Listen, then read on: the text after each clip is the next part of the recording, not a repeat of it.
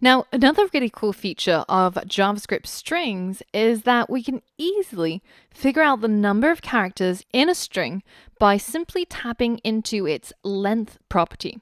So we can simply write word.length and we'll be able to get the number of characters inside the word. So let me show it to you in practice. Let's head over to our Chrome snippets. So let's say our variable name is equal to Angela. And say if I'm too lazy to count how many characters are in the string Angela, then I can simply write name.length in order to get the number of characters.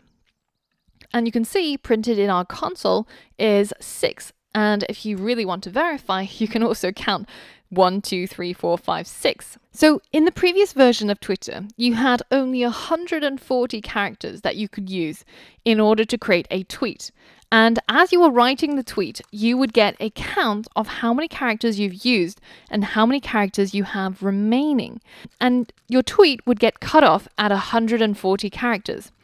Now, in the last year, Twitter has decided to increase the character count to 280, but I kind of preferred it when it was only 140 characters. I find that 280 is a little bit too long, and people end up writing mini essays instead of what it should be, which is kind of 1 or 2 sentences. So here's a slightly harder challenge. So I want you to write some JavaScript code in order to create a prompt where the user can enter a long string, such as a paragraph of text from a blog post.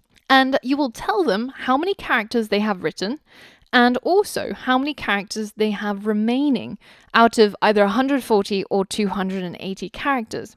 The output that you should get should be something like you have written 182 characters. You have, what is that, 140 minus 182, that will be minus 42 characters left. So you would get an output that looks something like this if you have coded up your Twitter character count correctly.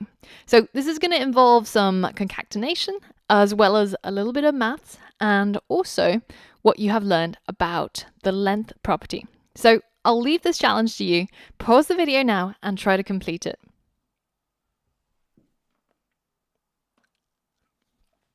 All right, so how did that go? Let's comment this out. So that means putting 2 forward slashes in front of it, which takes it out of the code and instead gets completely ignored by the computer so that it's not treated as any sort of code. Now, there's 2 ways of commenting text. You can either put 2 forward slashes in front of it, and this means you'll have a single line comment, so the next line becomes code once more, or you can put a forward slash plus a star, and then you can have a star and forward slash to end it. And this means that you can have multi-line comments like so, which is pretty cool.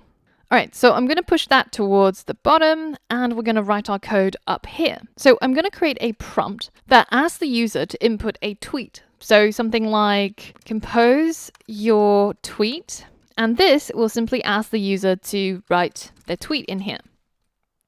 And once they have created that tweet, then I'm going to bind whatever it is that they wrote in there to a variable. And I'm going to call that variable tweet. Seems to make sense, right? Now, once I have that variable tweet, I'm going to use it to check its length. So I can create a new variable called tweet count. And this can equal tweet.length. Now, finally, I can create my alert.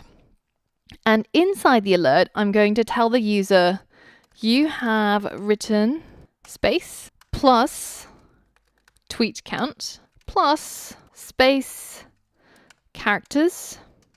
You have space plus 140 minus tweet count plus characters remaining. So now if I copy this first paragraph and I go ahead and I run my code and paste that paragraph in here, then I can hit OK and I will get an alert back that says you have written 187 characters, you have minus 47 characters remaining. And this of course works also if I just write in some gobbledygook, and I will also get my character count and how many I have remaining to be a valid tweet.